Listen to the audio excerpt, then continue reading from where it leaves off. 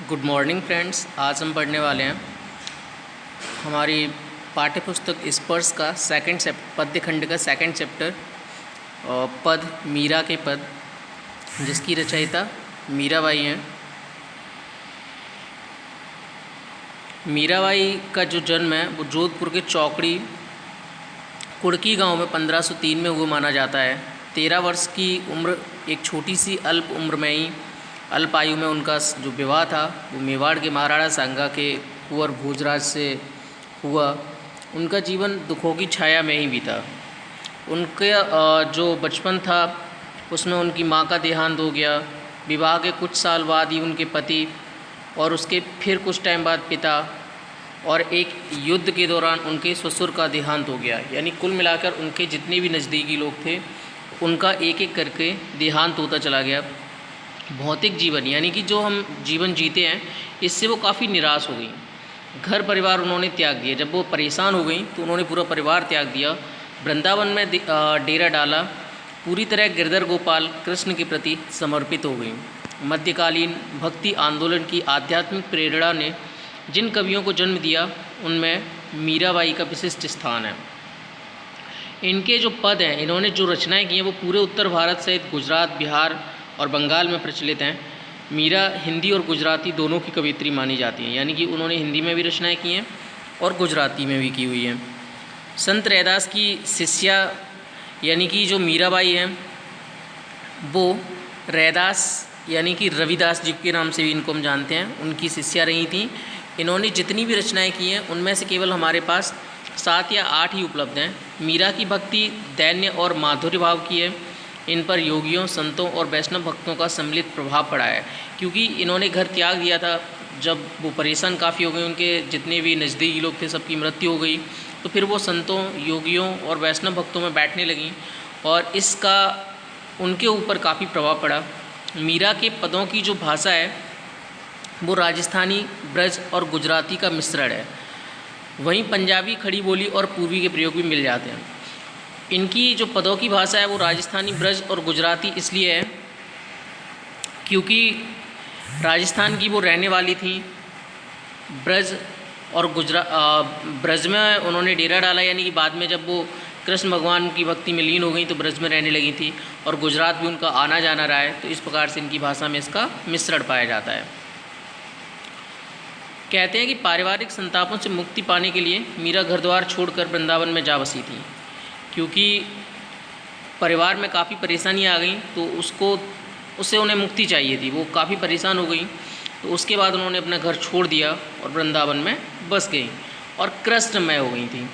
इनकी रचनाओं में इनके आराध्य कहीं निर्गुण निराकार ब्रह्म, कहीं सगुण साकार गोपी वल्लभ श्री कृष्ण और कहीं निर्मोही परदेसी जोगी के रूप में संकल्पित किए गए हैं। यानी कि इन्होंने भगवान को अलग अलग उपमाएँ दी हुई हैं। वे कहीं तो निर्गुण निराकार ब्रह्म, कहीं सगुण साकार गोपी वल्लभ और कहीं पर उनको एक परदेसी जोगी के रूप में मानती हैं। वे गिरधर गोपाल के अनन्य और एकनिष्ठ प्रेम से अभिभूत हो उठी थीं। पाठ में संकल्पित दोनों पद मीरा के इन्हीं आराध्य को संबोधित हैं। मीरा अपने आराध्य से मनुहार भी करती हैं, लाड़ भी लड़ाती हैं, तो अवसर आने पर उलाहना देने से भी नहीं चूकती। इनकी क्षमताओं का गुणगान स्मरण करती हैं तो उन्हें उनके कर्तव्य याद दिलाने में भी देर नहीं लगती। पद की बात करते हैं। अब हम देख लेते हैं इन्होंने क्या रचनाएं लिखी है इसमें पूरा। तो हरि आप हरो जनरी भीर, हरि आप हरो जनरी भीर, द्रौपदी री लाज राखी आप बढ़ायो चीर। तो सबसे पहले इसमें प्रसंग देख लेते हैं। जो ये पद है ये वैसे तो जहाँ से भी लिया गया होगा, लेकिन हम जो पढ़ रहे हैं वो कहाँ से पढ़ रहे हैं? अपनी पाठ्यपुस्तक से। हमारी पाठ्यपुस्तक कौन सी वाली है? स्पर्श। ये हमारी पाठ्यपुस्तक स्पर्श के पद नामक पाठ से लिया गया है, जो पद्य खंड में आता है, और इसकी रचयिता जो हैं वो मीराबाई है। तो इन लाइनों में मीराबाई कहना चाहती हैं कि प्रभु आप मेरी परेशानी को ख़त्म कर दीजिए, हर लीजिए, समाप्त कर दीजिए। जैसे आपने द्रौपदी की लाज राखी, जैसे द्रौपदी के मतलब द्रौपदी जब परेशानी में थी, जब उसका वस्त्र हरण किया जा रहा था, तो आपने उसको चीर बढ़ाया, यानी कि उसको कपड़ा देते चले गए। उसको निर्वस्त्र नहीं होने दिया, उसी प्रकार से आप मेरी भी परेशानी को हर लीजिए। आपने भक्तों के कारण भगत कारण रूप नरहर धर्यो आप शरीर बूढ़तो गजराज राख्यो काटी कुंजर पीर। यानी कि आप भक्तों के कारण मनुष्य का रूप धारण कर लेते हैं। आपने डूबते हुए हाथी को बचाया, इसी प्रकार आप मेरी भी जो पीर है उसको ख़त्म कर दीजिए। दासी मीरा लाल गिरधर हरो म्हारी पीर। यानी कि मैं जो हूँ वो आपकी दासी हूँ, आपकी नौकर हूँ, और आप मेरी भी परेशानी को हर लीजिए। इसमें अगर कुछ शब्दार्थ देखे जाए तो भीर, भीर मतलब होता है विपत्ति या दुख, जन मतलब होता है भक्त, री मतलब होता है कि, हरो मतलब दूर कीजिए, और बढ़ायो मतलब बढ़ाना, चीर मतलब वस्त्र या साड़ी, और बूढ़त मतलब डूबते हुए, गजराज हाथी, कुंजर हाथी, कुंजर भी हाथी को किया गया बोला गया है, पीर दुख या पीड़ा। आगे है श्याम म्हारे चाकर राखो जी गिरधारी लाल माने चाकर राखो जी। तो प्रसंग सबसे पहले आएगा, तो प्रसंग इसमें क्या रहेगा कि ये जो पद है वो हमारी पाठ्यपुस्तक के स्पर्श जो हमारी पाठ्यपुस्तक स्पर्श के पद्य खंड के पद नामक पाठ से ली गई है, जिसकी रचयिता मीरा जी है। तो इसमें अब क्या मीरा जी क्या कहती हैं, तो वो कहती हैं कि श्याम म्हारे चाकर राखो जी, कि मेरे जो आराध्य देव भगवान श्री कृष्ण यानी कि श्याम है, वो मुझे चाकर यानी कि नौकर रख लेंगे। जिससे क्या होगा कि गिरधारी लाला हमारे चाकर राखो जी, तो वो उनसे प्रार्थना करती हैं कि आप मुझे नौकर रख लीजिए। चाकर रहस्यूँ बाग लगस्यूँ नित उठ दर्शन पास्यूँ, कि जैसे ही मैं आपकी नौकर बन जाऊंगी, यानी कि आपके यहाँ पे नौकरी करने लग जाऊंगी, तो उससे क्या होगा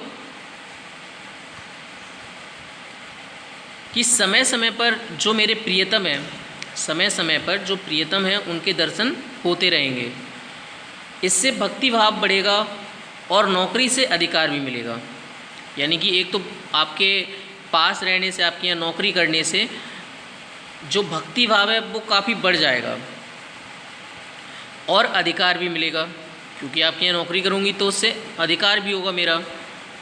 मीरा अपने प्रभु का वर्णन करते हुए कहती हैं कि मेरे प्रियतम सिर पर मोर का पंख लगाकर उसको धारण करते हैं, हृदय में बैजंती फूल की माला पहनते हैं। पहले यहाँ से रीड कर लेते हैं। चाकर रहस्यूँ बाग लगस्यूँ नित उठ दर्शन पास्यूँ वृंदावन की कुंज गली में गोविंद लीला गास्यूँ। अगर मैं चाकर बन जाऊँगी तो आपके पास रहूँगी, आपके दर्शन मिलेंगे, और मुझे एक आप पे अधिकार भी मिल जाएगा, और मैं आपकी लीलाओं को गाना गाती रहूँगी। चाकरी में दर्शन पास्यूँ सुमरण पास्यूँ खर्ची भाव भगती जागीरी पास्यूँ तीन बातें सरसी। अगर चाकरी करूँगी यानी कि नौकरी करूँगी तो मुझे दर्शन मिलता रहेगा, सुमरन भी आपका होता रहेगा, साथ साथ में भाव भक्ति भी जागती रहेगी, और ये सारी बातें हो जाएंगी। फिर आगे मीरा अपने प्रियतम के बारे में थोड़ा सा विस्तार से बताती हैं कि मोर मुकुट पीताम्बर सोहे गल बैजंती माला वृंदावन में धैनु चरावे मोहन मुरली वाला। यानी कि जो भगवान कृष्ण है, श्री कृष्ण है, वो अपने सर पर मोर मुकुट धारण किए हुए हैं, पीताम्बर पहनते हैं, गले में उनके बैजंती माला है, और जो वृंदावन है वहाँ पर वो धैनु चरावे यानी कि गाय को चराते हैं, मोहन मुरली वाला। ऊंचा ऊंचा महल बढ़ावम बिच बिच राखूं बारी सावरियारा दर्शन पास्यूँ पहर कुसुम्बी साड़ी। आगे वो इसमें कहती हैं कि वो अपने प्रभु को देखने के लिए ऊंचे महल बनाएंगी। ऊंचे महल क्यों बनाएंगी कि जिसकी खिड़की से अपने प्रियतम का दर्शन करेंगी, और स्वयं कुसुम्बी साड़ी पहनूंगी। वह आधी रात में यमुना नदी के किनारे अपने प्रभु का दर्शन करना चाहती हैं। यानी कि प्रभु के दर्शन के लिए वो ऊंचा महल बनाना चाहती हैं, जिसकी खिड़की से अपने प्रियतम का दर्शन कर पाएंगी, और वो भी कुसुम्बी साड़ी पहनकर, कुसुम्बी साड़ी पहनना चाहती हैं। और आधी रात में यमुना नदी के किनारे, आधी रात प्रभु दर्शन दीजिए जमुना जी दे तीरा। उनकी आशा अभिलाषा है कि हे प्रभु आधी रात को आप दर्शन देना यमुना नदी के किनारे। मीरा रा प्रभु गिरधर नागर हे बड़ो घड़ो अधीरा। मीरा के जो प्रभु हैं वो गिरधर नागर हैं। इसके कुछ शब्दार्थ देख लेते हैं। माने मतलब मुझको, चाकर मतलब नौकर, राखू मतलब रखिए, बाग मतलब बगीचा, नित मतलब रोज़ प्रतिदिन, पास्यू मतलब पाऊंगी, कास्यू मतलब गाएंगी, जागीरी मतलब जागीर, साम्राज्य मतलब पीताम्बर पीला वस्त्र, गल मतलब गला, बैजंती मतलब एक फूल, धैनु मतलब गाय, सावरिया का मतलब भगवान कृष्ण हो गया, पहर मतलब पहनकर, तीरा मतलब किनारे। आगे इसका बुक एक्सरसाइज है। बुक एक्सरसाइज में क्या है, पहले पद में मीरा ने अपने हरि की पीड़ा हरने पहले पद में मीरा ने हरि से अपनी पीड़ा हरने की विनती किस प्रकार की है। मतलब पहला जो पद है उसमें मीरा अपने प्रभु से किस प्रकार विनती करती हैं कि मेरी पीड़ा को हर लीजिए। तो मीरा इसमें क्या कहती हैं, एक तो उनका उदाहरण देती हैं द्रौपदी जी का कि जिस प्रकार से आपने द्रौपदी का वस्त्र बढ़ाकर द्रौपदी की लाज बचाई, वैसे ही मेरे कष्टों को भी हर लीजिए। और दूसरा वो विनम्र विनती करती हैं कि जिस प्रकार आपने हाथी को डूबने से बचाया, उसी प्रकार आप मेरे कष्ट भी दूर कीजिए। तो ये आंसर आप आसानी से कर सकते हैं। दूसरे पद में मीराबाई श्याम की चाकरी क्यों करना चाहती हैं। तो मीराबाई चाकरी क्यों करना चाहती हैं, तो मीराबाई चाकरी इसीलिए करना चाहती हैं जिससे कि वो समय समय पर श्याम के दर्शन पाती रहेंगी। मीराबाई ने श्री कृष्ण के रूप सौंदर्य का वर्णन कैसे किया है। तो मीराबाई ने श्री कृष्ण के रूप सौंदर्य का वर्णन बताते हुए कहा है उन्होंने कि वो सिर पर मोर मुकुट धारण करते हैं और पीताम्बर धारण भी करते हैं, पीले वस्त्र पहनते हैं, गले में बैजंती माला होती है, पीले वस्त्र में वो काफ़ी अच्छे लगते हैं, मुरली भी बजाते हैं। तो उन्होंने काफ़ी उनके बारे में बताया हुआ है। मीराबाई की भाषा शैली, तो मीराबाई की जो भाषा शैली है वो राजस्थान की रहने वाली थी, तो उनकी भाषा जो थी वो राजस्थानी हो गई। इसके अतिरिक्त वो वृंदावन, गुजरात, द्वारिका आदि की यात्रा पर भी जाती रहती थी, क्योंकि ये सारे स्थान जो हैं वो भगवान कृष्ण से जुड़े हुए हैं, इसलिए उनकी रचनाओं में ब्रज गुजराती भाषा का समावेश हुआ है। अर्थात मीरा की भाषा ब्रज व गुजराती मिश्रित राजस्थानी है, मतलब राजस्थानी तो है ही, साथ साथ में मिश्रित क्या हो गया उसमें ब्रज और गुजराती। वे कृष्ण को पाने के लिए क्या क्या कार्य करने को तैयार हैं। तो प्रश्न जैसे ही मीराबाई से बात की जाए तो वो सब कुछ करने के लिए तैयार हैं। जैसे महल बनाना चाहती हैं, साज श्रृंगार करना चाहती हैं, प्रार्थना करना चाहती हैं, वो सब कुछ कर सकती हैं, बस भगवान की कैसे भी करके प्राप्ति हो जाए। हरि आप हरो जनरी भीर द्रौपदी राखी, तो इसमें आप इसका कर सकते हैं, बूढ़ तो गजराज राखी, काफ़ी सौंदर्य इसका आप बता सकते हैं। चीर का मतलब क्या था, वस्त्र, धरियो मतलब धारण किया, कुंजर मतलब हाथी, बिंद्रावन का मतलब वृंदावन, रहस्यु मतलब रहूँगी, राखो मतलब रखिए, बूढ़ता मतलब डूबता, लगास्यु मतलब लगाऊंगी, घड़ा मतलब घना, सरसी मतलब सरसना, हिबड़ा मतलब हृदय, और कुसुम्बी मतलब कुसुमी फूलों वाली। तो मीरा के अन्य पद ये आपको स्वयं से करना है।